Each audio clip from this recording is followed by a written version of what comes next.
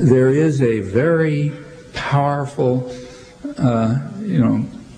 extraordinarily powerful part of the entire sort of capitalist ideology is making you worry only about yourself, lose any connection to other people, destroy solidarity, just leave solidarity in the hands of the investing class. The rest of you just worry about yourself. This goes way back. You read the working class press in 1850 around the places like where I live, which was around New England, which was the center of the early Industrial Revolution. There was a very lively working class press run by mechanics and what they called factory girls, young women off the farms and so on. A very interesting reading, but one of the things that they were denouncing was exactly this tendency, what they called the new spirit of the age, gain wealth forgetting all but self, which they regarded as degrading and demeaning and destroying, their human values and so on, correctly. In fact, the labor movement throughout its whole history has been fighting against this. Work together, because we're all in it together and we want to help each other. That's a very different ethic. That's just a traditional ethic. It took modern capitalism to even question it. And I think that what questions it is very anti-human. Well, that shows up in connection with the schools. It comes down to the question, do I care whether the kids down the street get an education? Well, I think we should. I think we should care that but notice, that means public education. In fact, I think that's the major motive for public education. It's like public health. It's like a public health system. Do I care that the kids down the street have sewage? Okay, well, same question. Why not just me? I should have sewage, and they should have a hole out in the backyard. Well, that's a question of what kind of a world you want to live in. Do you want to live in a world where people care for each other, care about each other? I think I think we ought to live for that kind of a world. But then that some form of community education, whatever you call it, is part of that. It means that children ought to have the best opportunities they can have and the best chance for developing their own powers that they can get, whether they're my kids or somebody else's kids. And the whole move towards vouchers and privatization and so on is, as far as I can see, like trying to privatize healthcare, which says, well, who cares if they're healthy down there as long as I'm rich enough to buy healthcare for myself. I think it's a very dangerous tendency. So are you saying you support public education? Do I support it? It's good I think it's good as in it's socialized, but it's the same as with Medicare. It's like you're given their choice, like public education. Choice? You have to go to this school and learn these things. I'm totally. Well, that's different. Yeah, but that's look. You could ask the same about Medicare. You should be able to make a choice. What kind of a choice? Each individual. Yeah. So a community system or a public system should have plenty of choices. Like I send my daughter to an alternative school, and I have to pay $200 a month because it doesn't get funded, and I think I should be able to choose what kind of school I send it to. Yeah. And it's the same, but it's the same with healthcare. I can get healthcare covered if I go to a medical doctor, but if I go to a naturopathic doctor, the visit gets covered, but my reserves or anything. So it's like, okay, well, we have this socialized education and socialized healthcare, but only if we pick what we want. But that's what a democratic society and a free society of cooperating people ought to allow options. If you're only given the choice of everybody's kids go to a factory called a school, or else I make choices for them, well, that's not a very good set of choices. But I think we ought to be working for a public education system that that really does provide opportunities and options and freedom and so on, up to some limit. You can't. The limit has to be determined by a community. Incidentally, one of my kids I ended up sending to a private school too, though I'm not in favor of it.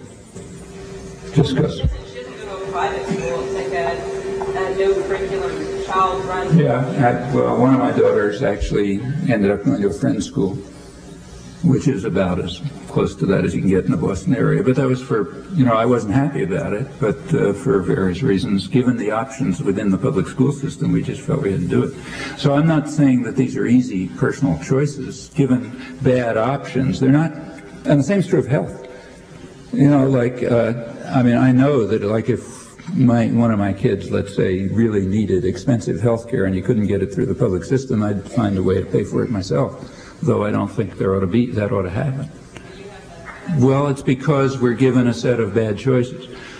So within the set of bad choices, I think the thing to do is try to make them better, not eliminate the good things, because some aspects of the good things aren't working. I mean, in a way, it's like, anything you point to is going to be like that. Every institution that exists is distorted by concentration of power and many other things. Fine, so you try to overcome those distorting effects, but you don't throw away whatever is useful about institutions. You say something about the labor movement. The labor movement, I think, has been over the years, has been a major force in democratization and improving people's lives and so on and so forth. On the other hand, it's crooked as hell, all involved with gangsters and so on and so forth. Well, okay, so instead of saying, okay, let's throw out the labor movement, what you say is let's get rid of that aspect of it, make it more responsive to workers. There's been a lot of... Yeah, okay, wait a minute, but I think, I think it's better to keep to the mic. Yeah. Sorry, I didn't mean to cut off the previous speaker. I have a question. There's been a lot of discussion lately about the fact that corporate profits have been rising, while at the same time, layoffs of employees have been going up as well. And recently, the Secretary of Labor in the U.S. and the Minister of Industry in Canada have both made, fairly tepid comments about the conduct of corporations laying off workers when their profits are skyrocketing. And I just want to hear your comments on that. Well, first of all, layoffs is the least of it. I mean, for about 20 years now, wages in the United States, again, I only know the detailed figures for the United States and Europe. I don't know them for Canada. But in the United States, at least, let me talk about that. I don't think it's much different here. Around the early 70s, wages started to real income started to stagnate. And by around 1980, it started to decline. If you take the median wage, half below, half above, it's been declining fairly steadily since around 1980. That continued right through the Clinton recovery. The Clinton years, the recovery was, in fact, the growth was faster than during the Reagan years, but it was unprecedented in that wages kept going down. So I think something like, if I remember, 95% or so of families, some very high number, lost family income from 1989, when the recession started, through 1993, which is after the recovery, and it's the last year for which we have figures, and it's probably still going down. For what they call unskilled workers, which means like 70 to 75% of the workforce, they've lost about 20% or so of income since about 1980. That's the core of this, angry white male phenomena and so on, what Buchanan's appealing to. For college graduates, wages started going down around 1987 after the full effect of the Reaganite social changes hit, and they're still going down. So layoffs is one aspect of it, but the other aspect is just a general collapse, a general attack on working people across a very broad spectrum. And at the same time, corporate profits are just breaking all records. If you read Fortune and Business Week and so on, they can't even find the adjectives anymore to describe how stupendous and dazzling and so on it is. Last year, Fortune magazine, the big business magazine, every May has an issue devoted to the Fortune 500, the top 500 corporations. And the one last May was really pretty pretty impressive. I mean, they couldn't get over how fantastic it was. Fourth straight year of double-digit profit growth, 54% profit growth last year. They expect it to continue after 4 years of it. So the country is just flooded with capital. It's not lean and mean or anything like that. Absolutely flooded with capital, more and more narrowly concentrated, while for most of the populations, either stagnation or decline. Well, layoffs is one aspect of that happens to be hitting the newspapers now, but it's a pretty small aspect of the whole picture. Well, that's, these are the results of very definite social policy back starting in the early 70s. Pretty powerful new weapons were placed into the hands of private tyrannies, what we call private business, which are just big totalitarian institutions, basically unaccountable ones, and they got a lot of new weapons to beat people over the head with. And the main one being the huge explosion of financial markets, which has just been extraordinary in scale. And that's had an enormous effect. I mean, I'll give you some of the numbers if you like. They're really mind-boggling. The effects were already understood by the late 70s, pretty well understood, that this was going to drive down growth rates, concentrate wealth, lead to a kind of low-wage, low-growth, high-profit equilibrium. But that's only part of it. Another aspect of it is that there is now tremendous pressure from financial markets, big money managers, who have huge amounts of capital in their hands and can move it around very fast. One effect of contemporary telecommunications is you can take, say, the whole New York banking system and put it in Tokyo every day, so you can use the financial markets over there and make a little more money, and then use them over here and make a little more money. I mean, that's why you have it takes the MIT, science engineering school. There are corporate recruiters who come around every, May, June to try to pick up the smart guys in the science and engineering, the PhDs. Last year, 25% of them were from Wall Street, corporate recruiters. They were going after math and physics PhDs. These guys don't know anything about Wall Street, but they're smart guys who know how to work out complicated scams that'll enable you to get a tiny bit more profit by, some intricate device in speculative markets. That's having a huge effect on the international economy and the domestic economy. For example, it's forcing corporations to move toward, say, a manager, a guy who's doing the actual, the guys in a management position in a corporation, let's say the CEO or the guys on the board of directors. It's forcing them to look for very short-term profit. Because if they don't go for very short-term profit, there's going to be a rapid exit of capital to somewhere else which is getting short-term profit. And that's having I don't think anybody's worked it out yet, but there's a general assessment that this is having a very harmful effect on the economy altogether. Just as the rapid transfer of the enormous growth of capital that's used for speculation against currencies is also having a tremendous effect.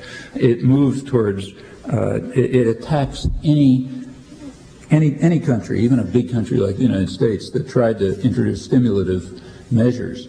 Capital would flow out of it really fast because this capital does not want growth. What they want is stable currencies, and growth can threaten stable currencies. So they want low growth, stable currencies, no inflation, tremendous profits, and wages going down. And at home, you're getting pressures against, private enterprise never does much long-term planning, but whatever there is, there's pressure against it because you want to make sure that you have high profits the next quarter, or else you're going to lose the capital that can move around very fast now. So these things are having big effects. And they started around the early 70s and have been expanding ever since. And there are others, what they call globalization, there's been a considerable escalation of transnationals and so on and so forth, and in different ways than in the past. They're doing different things than they used to do. They've always been around. All of these are putting very powerful weapons into the hands of private power, and they're using it to try to unravel the social contract. that has been established after lots of struggle. Big attack on labor, incidentally, is part of it. So in the United States, as you know, unionization has gone way down, but it isn't, a large part of that is, I mean, I don't like the term conspiracy, and I don't use it much, but this is real conspiracy. There was a state corporate conspiracy in the 80s, very blatant state corporate conspiracy to destroy unions. Now, corporations have always wanted to destroy unions, but state power in the 80s essentially authorized it, and pretty openly. The only place where I've seen really good reviews of this is in the business press, which are very frank about it. Business Week, for example, had very good stories about it.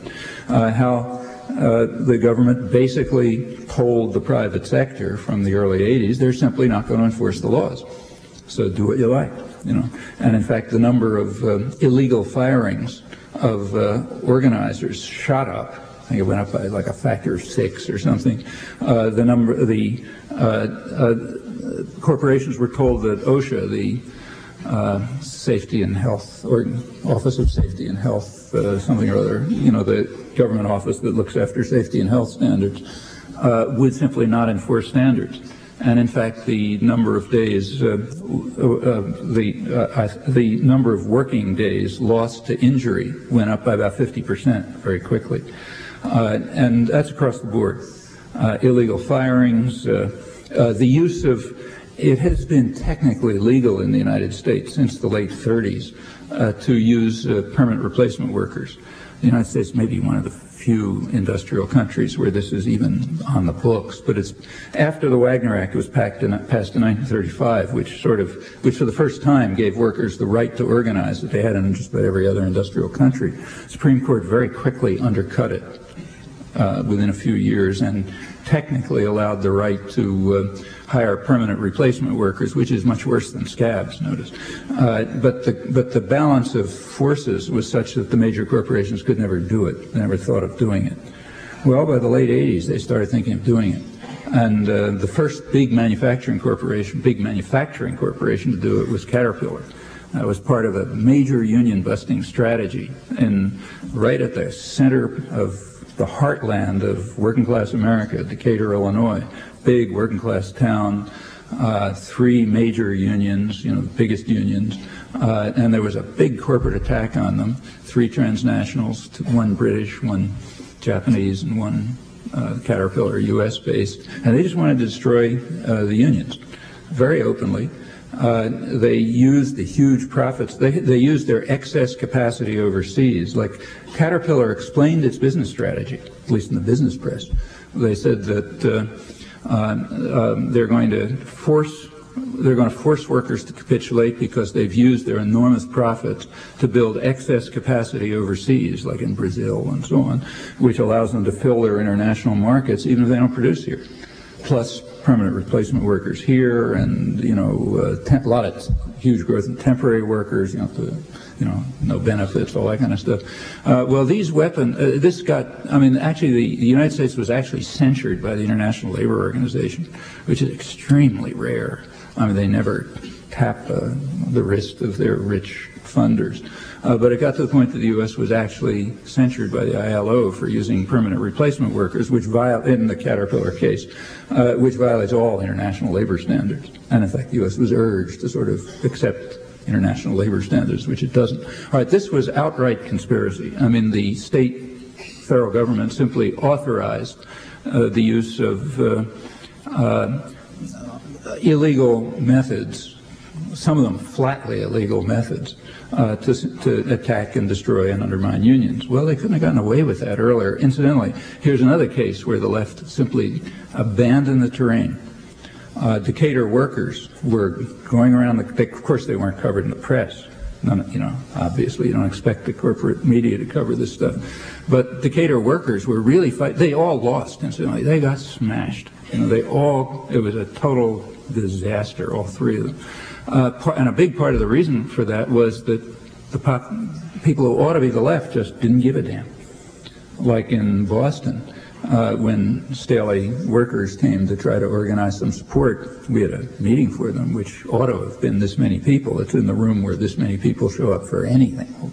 There were 75 people. It's the first time I've talked I talk a lot at those meetings on every imaginable topic.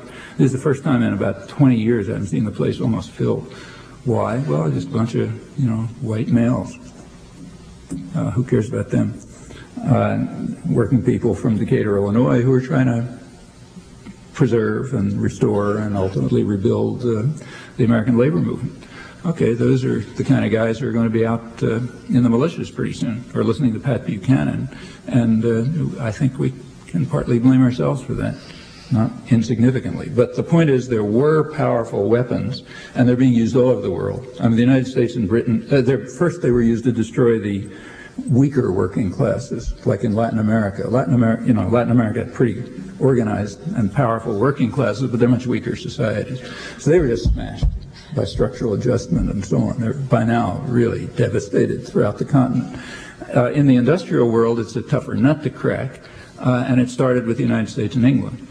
The United States and England are worst in this respect. That's the Thatcher-Reagan period. It's a big attack on working people, also on families, on children, it's across the board. And Europe and Japan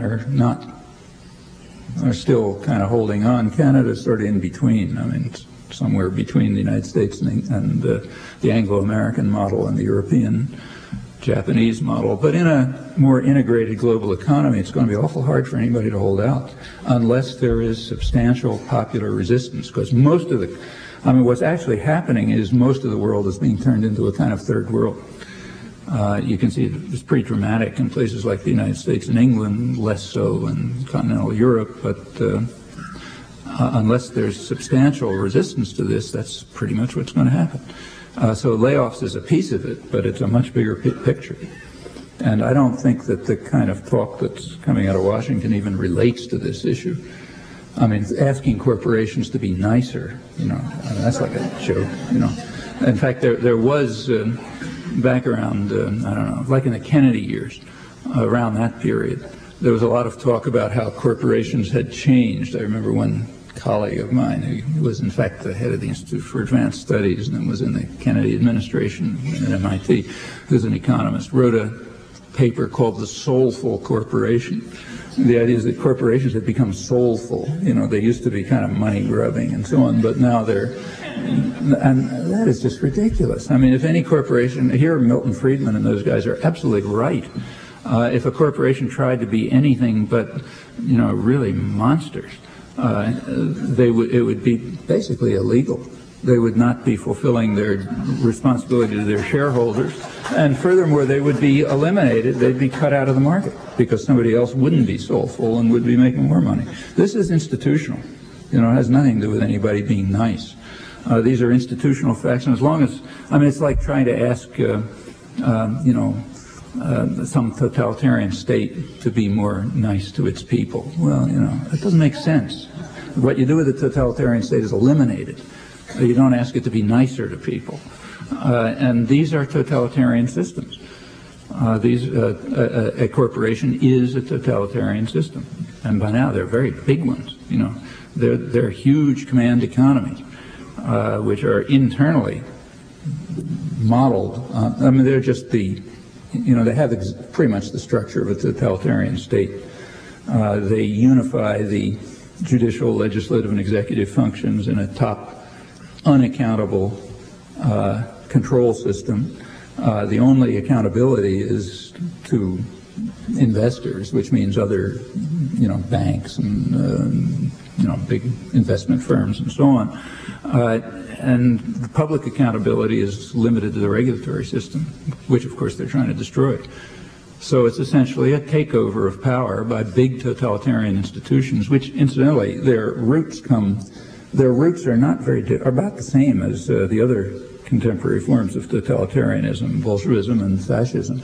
They all come out of late 19th century, vaguely Hegelian ideas about organic entities having rights above individuals and so on and so forth. There's actually pretty good scholarly work on this, on the origin of 20th century. The corporations got their current power mostly in the early part of the century. You know, they're not like sort of graven in stone. The rights of immortal persons with things like free speech and, you know, all that kind of stuff, that's early 20th century.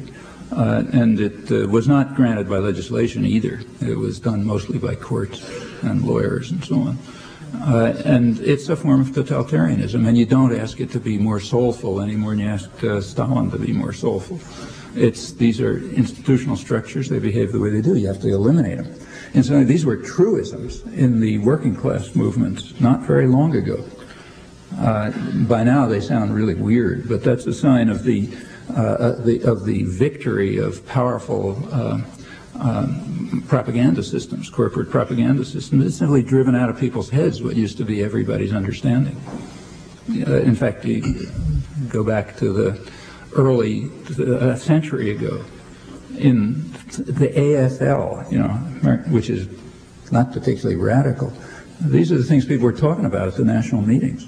Yeah, let's get rid of all these things, and working people ought to own the mills and run them. They build them, they work in them, they ought to run them. That was one of the big issues in the Homestead strike back in 1892. You know, well, you know, if it's been beaten out of people's heads, that's our problem. We ought to get it back in people's heads. It's not very strange. It's sort of natural and automatic, just like opposition to any other form of totalitarianism. And playing games about they should be nicer to people, that doesn't mean anything. Yeah, sure, if you can sort of impose by force, if you can use federal, say OSHA, if you can impose health and safety standards on them, fine, that's better than not having those standards, but there should be no illusions. That's like forcing a totalitarian state because of some countervailing force to act nicer. Okay, maybe you can do it, but that's not the answer. No. Oh, okay, yeah. I consider myself to be a Machiavellian. Excuse me. Your use of the word totalitarian is a boo term, and I'm not afraid. It is, no, that's Martin meant Kitchen as a descriptive term. Martin Kitchen, who wrote a book on fascism, calls it a boo term. Who? Martin Kitchen up at SFU. He wrote a book on fascism. Totalitarianism is a boo term. What you got to do is unpack the usage of the word totalitarianism. Right. Machiavelli, if you look at Machiavellianism as Machiavellianism from above and from below, Bakunin has been called a Machiavellianism from below. I think we need more envious workers. We don't need sentimentality from Noam Chomsky. Yeah, this is nothing. You're too sentimental about the workers. Oh, the poor little bleeding workers. Yeah, we need envy from below and greed from above. We're not going to get anything but greed from above. You've admitted that. But you want sentimentality from below. No, I don't want sentimentality. I want struggle, freedom, justice, well, what's wrong with envy? What's wrong with that?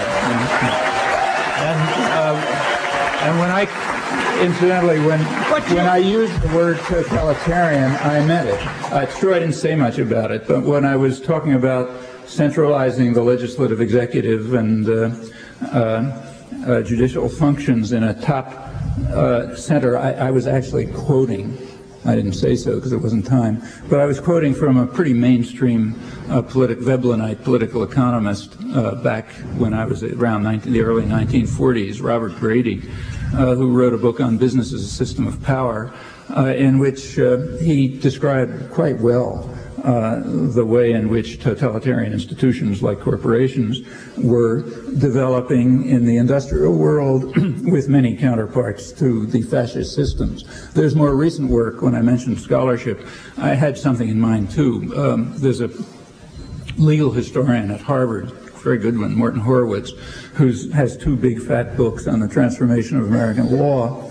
And if you look at the second volume, he goes, which is the more, goes through, say, 1860 to 1920 or so. He talks about the origin of modern corporations and corporate law in exactly these terms. These are descriptive terms. They are not boo terms. Okay, why can't we have something like Max Stirner's alliance of egoists from below? Well, you can have it if you want, but that's not the world I want. You want sentimentality and organicism of the poor and weak. Well, you want an organic, what you call communism, totalitarianism of the left wing. Okay. I think we've exhausted Okay. this topic. You want sentimentalism of the left wing, organicism of the left wing. Excuse me. That's what it sounds like to you. Okay. He cut me off. Thank you. Yeah, this left the last one, I'm told. Sorry. Thank you. Not long ago in this province, some changes were made in the legislation to make sterner penalties for things like distribution of hate literature in response to an increased perception of groups like the Aryan Nation and the Heritage Front. And while it's definitely important to preserve free speech, freedom of speech, it is also clear that the increased activity of such groups also needs to be addressed as well. And I'm wondering what thoughts you might have about what means could be done so apart from trying to make stricter penalties for distribution of hate literature. Well, I'm against it. I don't think the state should have the power to decide what people think and say. Right. I don't want the state to have that power. And I think it's bad to have people running around with hate literature, but the way to do it is not to give power to some more dangerous entity like the state. What you have to do is meet them on, get to the people that they're reaching. Right. They are reaching people who are susceptible to this literature. Why? Well, for reasons of the kind I mentioned. Let's take the people who have been subjected to the social policies that we all know and which we just alluded to. Yeah, they're going to be frightened, angry. They're going to search for somebody to blame it on. They're going to be easy targets for hate literature, just as they were under the Nazis. Well, the way to deal with that was not to outlaw Mein Kampf. That wouldn't have changed a thing. It was to deal with the sources in the society for what Hitler was appealing to. And the same is true here. Incidentally, if you're worried about talk that harms people, picking out hate literature is a very odd choice. Yes, that harms people, but free market ideology harms them way more. If you want to know people who are really suffering, who's really suffering from the kind of IMF fundamentalism, which is mostly phony, but it's true that it's a dominant ideology, at least among elites. Well, go to, Africa or Latin America or poor slums in the United States, and you'll find people suffering, mostly women, incidentally, and suffering miserably, like mortality rates for women and infants have gone way up. Okay, hate literature hasn't done that. If you're worried about harming people, there are much more obvious candidates. And the answer to this is not to have the state powerful enough to stop people from talking about this stuff. That's not the answer.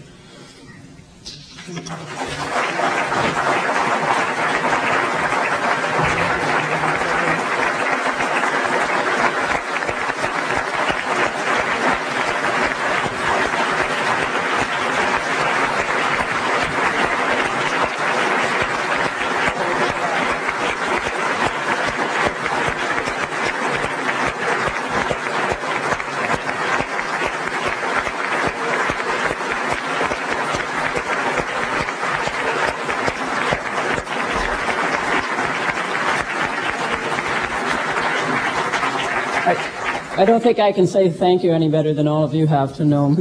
Thanks very much on behalf of the BC Federation of Labour and the Vancouver and District Labour Council. And my thanks to all of you for being so patient.